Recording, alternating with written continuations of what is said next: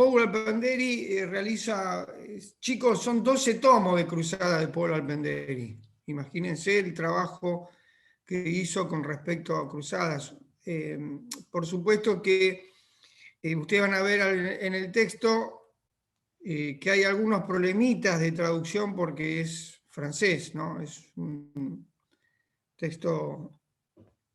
Como otros textos, los clásicos tienen, digamos, la particularidad de que son casi textos de consultas de otros historiadores,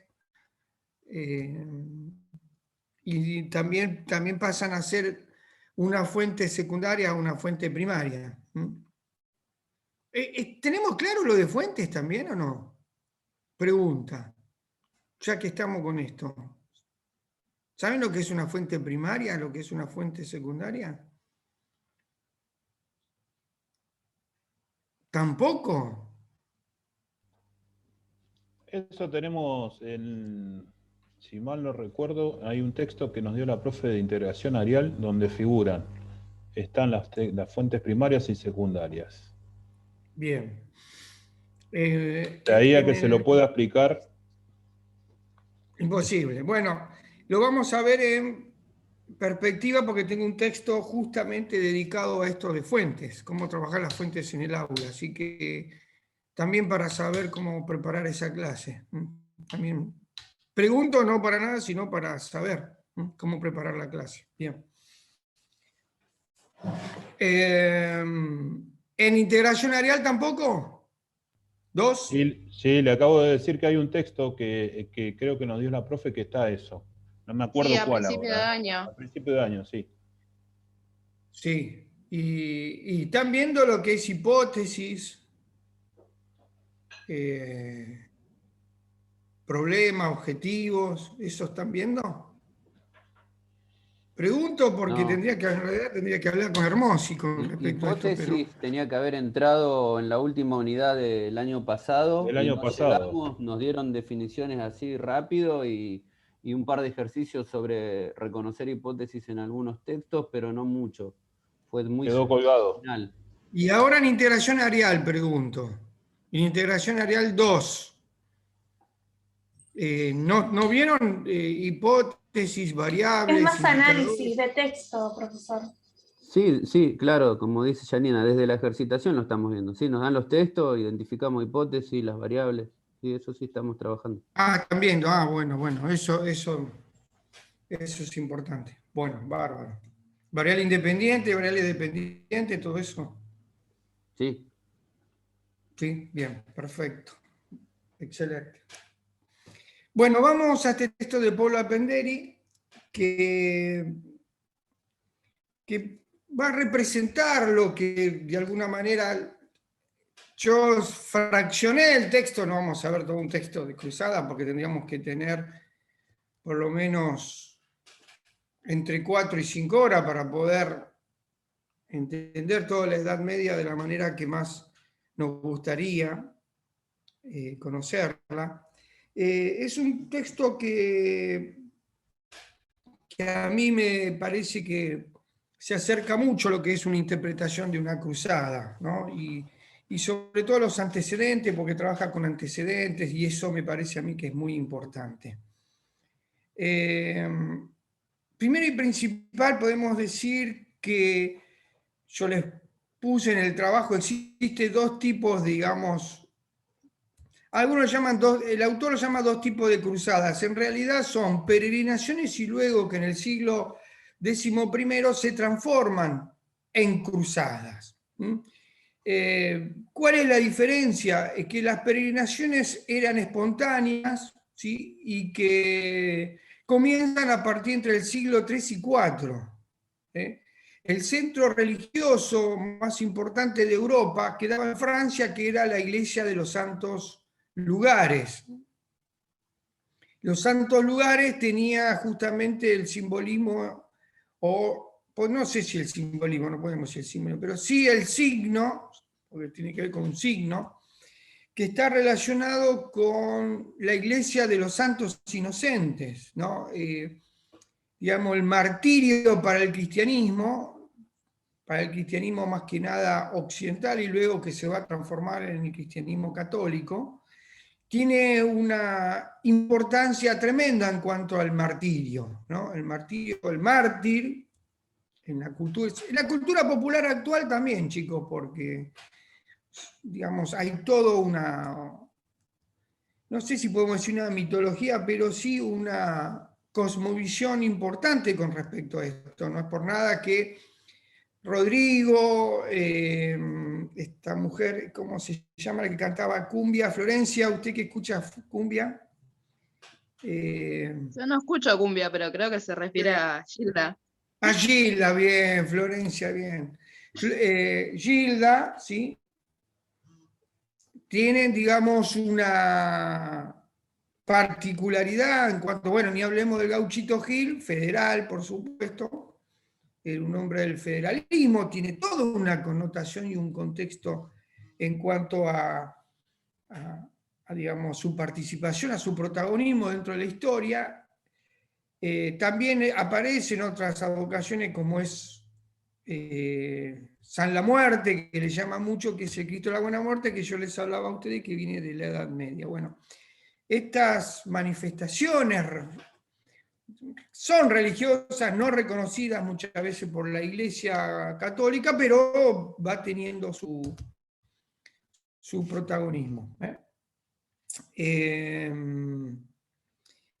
Quiero con esto demostrarle de que en la cultura popular tiene estas concepciones. Por ejemplo, no sé si alguno conoce, ahí en Corrientes hay una fiesta que se llama de San Baltasar, que es muy interesante, es una fiesta pagana, interesante para conocer, ¿no?, las manifestaciones que se realizan en esa fiesta, ¿no? Es pagana porque tiene todo un sentido popular, ¿no?, donde no se diferencia, podríamos decir, lo cultural con lo religioso, está unido. Entonces, en eso está muy ligado esta mirada, ¿no? Y está también muy ligado con esto del milagro, ¿no?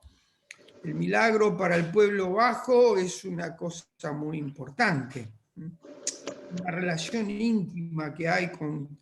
No es que pareciera que terminaría el cristianismo siendo politeísta, ¿no? Hasta esa mirada, porque tiene tantos antecedores ante Dios, supuestamente, que eso lleva esta mirada, ¿no? Me acuerdo que yo me olvidé de recortar eso, ¿no? En el diario Clarín, lo que pasa es que como yo no leo, nunca compré diario Clarín, en página 12, compro diario Popular para mi papá, para que se motive, lea un poco por su cabeza, para que pueda...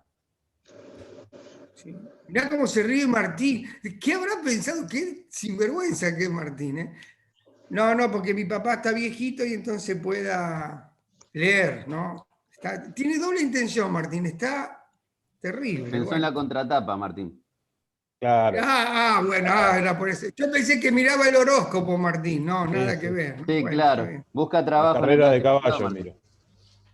Es terrible, Martín. Bueno, entonces, digo, tiene otra concepción para mi papá también. Bueno, entonces, en el diario Clarín, me acuerdo que estaba estas carreras, no era rally, estas carreras internacionales, uy, qué mal que estoy de mi cabeza. ¿Cómo se llaman estas carreras internacionales que venía? El Dakar, que se realizó acá, y justamente estaba en la puna de Atacama, se había perdido unos franceses, ¿no? Y de repente venía un argentino por atrás, se le había quedado el auto, no sé qué era, un cuatriciclo, entonces le deja una estampita del Gauchito Gil a los franceses, ¿no? Entonces dice, mira, por acá no pasa nadie, dice, si le rezaba a Gauchito Gil te va a salvar, si no fuiste, le dice. Y se va, ¿no? No sé en qué se lo habrá dicho, en francés o qué, no recuerdo. Yo pensé que le había robado la rueda, digo, por ahí. No. Entonces, parece aparentemente que hay toda una relación con el Gauchito Gil y bueno, justo pasaron. Entonces, estos tipos a partir de ese momento vienen a la Argentina todos los primeros días de enero a saludar al Gauchito Gil. Digo, es todo una, digamos, los franceses, digo, estamos hablando de un pensamiento europeo, bueno, digo, es importante esto de lo que, esta experiencia la cuento para que vean la importancia en la cultura popular, esta mirada, esta cosmovisión que continúa y está muy presente en América también. Bueno, ¿por qué digo esto? Porque Occidente, ¿sí? Hay en el pueblo bajo y sobre todo en el cristianismo, en casi todas las religiones, hay representaciones, ¿sí?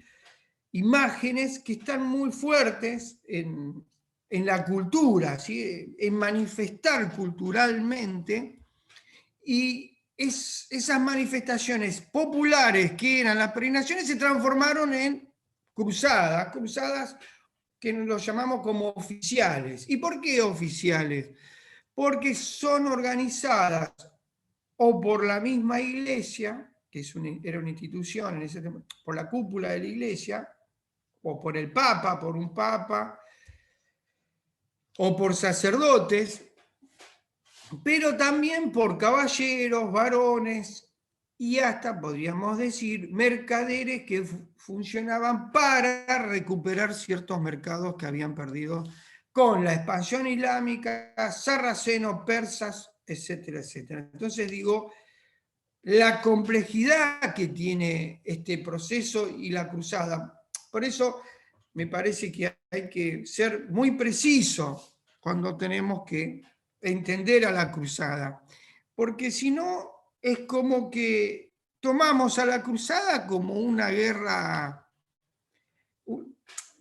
santa o una guerra que fue de alguna manera contra el infiel, pero hay otras cosas mucho más complejas que va más allá. Entonces digo, no podemos tomarlo así como lo hacen los textos y sobre todo como lo hacen mayormente la historia social, de hacerla muy banal a esta concepción, ¿no? Porque, digamos, sobre todo por la participación popular que tiene.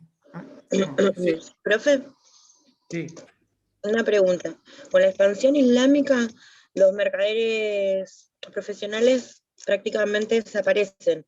¿En estas cruzadas vuelven a surgir? Sí, sobre todo esta oligarquía que ustedes mayormente lo vimos con Susana Bianchi, estas oligarquías que en realidad el problema era la oligarquía que mantenía no solo el poder político, sino el poder económico. Estas oligarquías eran las que aspiraban y, podemos decir, tenían cierto control sobre otros mercaderes. Cuando hablamos de esta oligarquía, son las burguesías que van a nacer mucho más tarde, ¿no? Porque la burguesía tiene un elemento esencial que es conformar asociaciones a partir del siglo XV. Las burguesías se van transformando en intereses particulares de las ciudades, no de estados. Luego hace la conformación de los estados modernos. Para eso necesita primero romper los obstáculos con la iglesia y legitimarlo por otra iglesia, reemplazarlo por otras iglesias. ¿Estamos? Entonces digo, legitimarlo ¿en qué sentido? Con una ética y una moral que tenga una concepción materialista.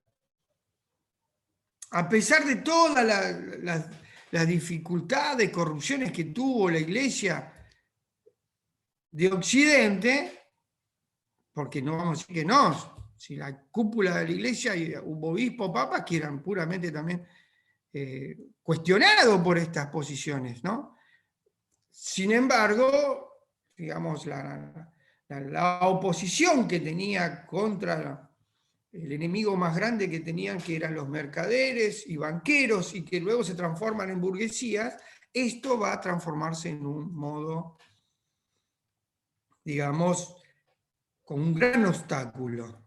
Digamos, la burguesía en ascenso a partir del siglo XV lo hacen a través. Lutero es el gran iniciador de esto, ¿no? y ustedes después lo vamos a ver en profundidad, y usted va a decir, ¿por qué Lutero? Porque Lutero justamente hace, digamos, una especie de coalición con los mercaderes, porque necesitaban legitimar todo el proceso que se venía, que era el proceso capitalista, ¿no? Como un nuevo sistema económico manejado por las burguesías, ¿no? Y después el constitucionalismo. Las constituciones justamente aparecen fortaleciendo a las burguesías, ¿no? Y además las burguesías de las ciudades, por ejemplo, de Londres, no es la misma que la de París. Tampoco es la misma burguesía que se conforma en Norteamérica. Con, digamos, la declaración de la Constitución, declaración de Estados Unidos el 4 de julio, ¿no?, de 1781, es la Constitución misma. Lo que hace la Constitución es generar de una manera legal y legítima, esto es digamos, lo vamos a ver el año que viene esto, ¿no?, pero legal y legítima, de legitimar justamente el poder de la burguesía, ¿no? Es la Constitución, existe la material y la Constitución escrita. Bueno, esta es la Constitución escrita. ¿Estamos? Tiene que estar escrito, ¿no? Sí, para que tenga validez todo esto que la modernidad viene avanzando. La pregunta también ustedes van a tener que hacerse en el presente, ¿no? ¿Qué pasa en la actualidad con respecto a esto de las constituciones y la organización de la organización de un Estado moderno, ¿no? Ustedes escuchan constantemente, ¿no? Hay distintos modelos, chicos. Digo, esto de la posmodernidad y la pandemia trajo una nueva, yo no estoy hablando de un nuevo orden mundial, pero sí unas potencias que se vienen generando, ¿no? Muchos se asustan de una China capitalista, por ejemplo, ¿no? Lo que sí podemos decir, chicos, que esto es así. China para adentro es comunista y para afuera es capitalista. Esto es así. No hay forma. Tienen 1 millón de personas, de burgueses, ¿no?, de grandes, mientras otros, digo, siguen en la misma pobreza. Digo, hay una concepción bastante del mundo que la idea es tanta información de hacernos confundir, ¿no? Digamos, pensando que una potencia no va a solucionar las cosas, ¿no? Y nosotros decimos que hay otras. Digo, lamentablemente necesitamos una independencia, mejor dicho, una soberanía política, una independencia en la economía, porque si no tenemos una independencia en la economía no podemos lograr lo que nosotros queremos, que es un bien común para todo el pueblo argentino. Digo, esto es el mecanismo que mayormente pensamos de la política. Bueno, el problema está en que las relaciones internacionales no son favorables, digamos, en el sentido de que no tenemos. Esto es muy importante porque es lo que ustedes van a tener que trabajar con respecto, digamos, qué relación podemos hacer de las cruzadas con el día de hoy. Y bueno, tiene mucho que ver con respecto a esto de los mercados, ¿no? Cómo se funcionan los mercados. Y el problema, sigo sosteniendo, para que esto es una mirada, ustedes después tendrán sus experiencias y sus miradas, pero les puede servir que la tengan, es que hablar de mercado y hablar de Estado es descripción y relato. ¿Qué quieren que les diga? Digo, si no hay política, la economía de alguna manera subordina a la política, es imposible esto que pueda construirse, cambiar, ¿no? Esto es importante porque acá también pasa exactamente lo mismo, ¿no?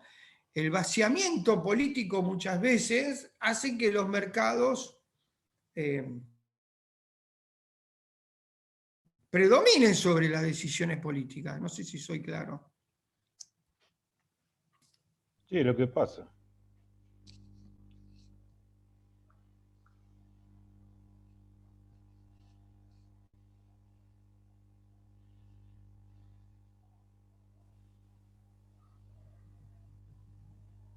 Me fui, ¿no? Me fui. Sí, se fue. Está. Bueno, entonces digo, esto para que ustedes también, que tienen economía, ¿sí? Mayormente los economistas buscan subordinar a la política. Y bueno, esto es importante. Ayer charlábamos con los chicos de primero, ¿no? La importancia digamos, ¿se acuerdan ustedes de Mandrini? Que Mandrini mira la historia social, ¿no? Le da importancia a la economía también, ¿no? Digamos que la economía es el motor de todo, porque una de las chicas me dice, en la facultad a mí me enseñaron que la economía es todo, y en realidad no, ¿no? Es incompleto eso es reducir el conocimiento. Digamos, a mí me parece que si hay algo que produjo un cambio, ¿no? En la organización, en el desarrollo cultural de los pueblos en América desde la historia precolombina, es la organización política. Digamos, Teotihuacán, si se acuerdan, era un centro religioso, tampoco era un centro político. ¿Sí? El Cusco era un centro religioso para los incas, no era un centro. Se transformó en un centro político porque está relacionado con la organización. Cuando hay organización hay política, chicos. Hay un edificio, alguien lo tuvo que planificar. ¿Se entiende? Digamos, la planificación es una conducción, es una organización política. No sé si soy claro. Esto para que tengamos nosotros, digamos, no nos envuelvan con esto del mercado, del Estado. El Estado presenta el mercado, ¿no? El mercado tiene comportamiento. No, acá el problema es que el mercado, cuando decimos el mercado tiene comportamiento, es porque alguien no está manejando el mercado, chicos. Y bueno, fíjese un detalle a lo que usted está diciendo.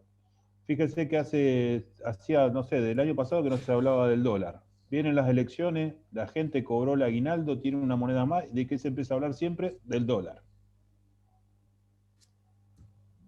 Es Pero el ¿por ejemplo qué? más claro.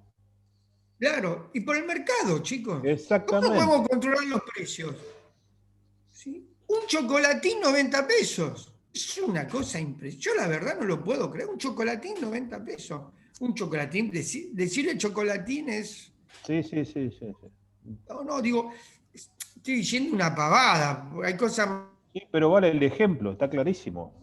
más importantes, ¿no? La comida, ¿no? Nosotros cuando entregamos...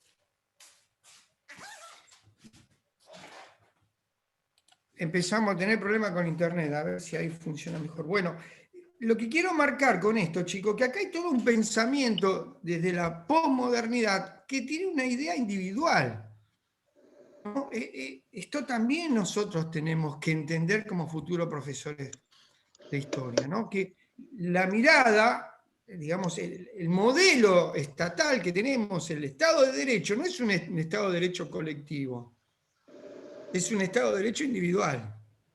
Y esto es un gran problema también que nos puede ocasionar, porque lo individual está sobre el bien común muchas veces, ¿no? Y esto es un gran tema de discusión que ustedes cuando tengan que dar o puedan tomar algunas horas de construcción ciudadana, tener bien claro esto, ¿no? Que vieron que habla el ciudadano, ¿no? A mí el tema de ciudadano es como poseedor de derechos, pero tenemos deberes, chicos, también.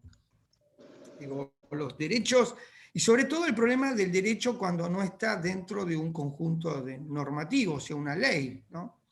Es bastante complejo. Bueno, esto para que ustedes también tengamos estas categorías. ¿Algo para decir? Nada, bueno. Occidente, digamos, podríamos decir, con respecto a las peregrinaciones y las cruzadas, son representaciones colectivas, no son representaciones individuales, que después se llevó a beneficios, que nosotros podemos decir beneficios tampoco tan individuales porque estaban asociaciones de mercaderes que se beneficiaban con esto, digamos, ha llevado adelante todo un proceso de una mentalidad, ¿no? A mí me gusta mucho la historia de las mentalidades. Van a ver que ustedes cuando vayan a la universidad, la historia de las mentalidades directamente no quieren saber nada. Bueno, algunas, no todas, ¿no? A mí me parece que entender, cuando hablamos de las cosmovisiones de los pueblos, sobre todo cuando el pueblo bajo, ¿no? Interpretar, digamos, cómo miran el mundo, cómo miran los conflictos, cómo miran el desarrollo cultural, cómo miran, digamos, las mismas creencias, ¿no? Entonces, todo eso son, digamos, como experiencias colectivas que se van marcando a través de la historia. Podríamos decir que este espíritu de cruzada, porque era un espíritu de cruzada, es algo que va conformando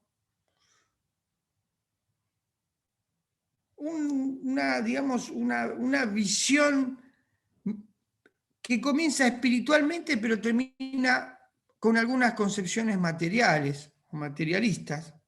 Pero van a ver que es tan complejo, porque se organizaban cruzadas, pero hasta cerca mismo. Decían que iban a Jerusalén, pero iban a otro lugar. Bueno, era confuso la organización de las cruzadas, pero era tan motivador y tan popular. ¿Por qué? Digo, porque había saqueos, había matanzas, se buscaban a lo mejor cobrar en algún lugar, matar a un noble o a un señor de venganza. También se organizaba en un momento de cruzada, ¿no? Digo, es tan complejo, digamos, había que contextualizar cada cruzada de la que haya escrita, ¿no? O peregrinación que no hay, ¿no? Imagínense, nace en el siglo III o IV, que sobrevivieron hasta el siglo XV, estamos hablando de casi de 12 siglos de cruzada, es una cosa impresionante, una movilidad terrible del mundo. Profe, una pregunta. Sí.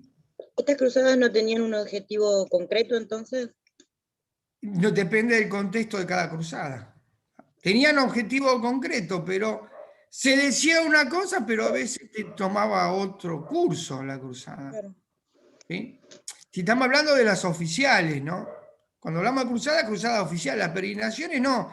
Las peregrinaciones tienen dos grandes centros. Primero, el de los santos inocentes, y el otro, que es el descubrimiento de la cruz en Jerusalén, el descubrimiento, digamos de Tierra Santa, el de la Santa Cruz, en la época de Constantino, es donde más se van a organizar las cruzadas, y sobre todo va a aumentar y va a ser mucho más, digamos, estas son las peregrinaciones lo que estamos hablando, pero va a aumentar aún más con la expansión islámica, sobre todo cuando trataron de tomar el Santo Sepulcro. Entonces, esto de tomar el Santo Sepulcro se convirtió como una especie de cruzada que el autor lo define de una manera muy interesante, que son peregrinaciones que se transformaron en verdaderas expediciones, podríamos decir expediciones muchas veces armadas. Había una organización jerárquica, o sea que esa es una cruzada oficial, ¿no? ¿Esas son las más importantes? Según para quién. Porque, claro, Martín. ahí va la pregunta. Para el autor, o sea, por la pregunta que usted puso creo que la 3, ¿son más importantes para el autor o como uno la considera desde lo que lee? Y lo más importante, digamos, es para el objetivo que va a tener cada uno que va a organizar la cruzada. Digamos, acá había doble mensaje, Martín, muy buena la pregunta, porque hay doble mensaje. Decimos que vamos a recuperar el Santo Sepulcro y terminaban en Venecia sí. recuperando. Entonces, no sé Por si eso soy digo. claro. ¿Eh? Por Digo, eso le pregunto. claro. Digo, es bastante, por eso es muy complejo, y muchas veces las cruzadas, digamos, hay todo un ánimo religioso, espiritual, pero había un trasfondo cuando se organizaban las cruzadas con un espíritu de recuperar algo, algún mercado, alguna monarquía. Hay distintos aspectos que, por ejemplo, cuando cayó preso Luis XII, se organiza una cruzada para recuperar al rey. Entonces hay todo, fíjense ustedes la complejidad. Y porque también podemos considerar las más importantes, las populares, y desde la otra óptica. Claro, Porque podemos significan otras agrupar. cuestiones. Exactamente. Bueno, cortamos y volvemos porque nos queda un Listo. minuto.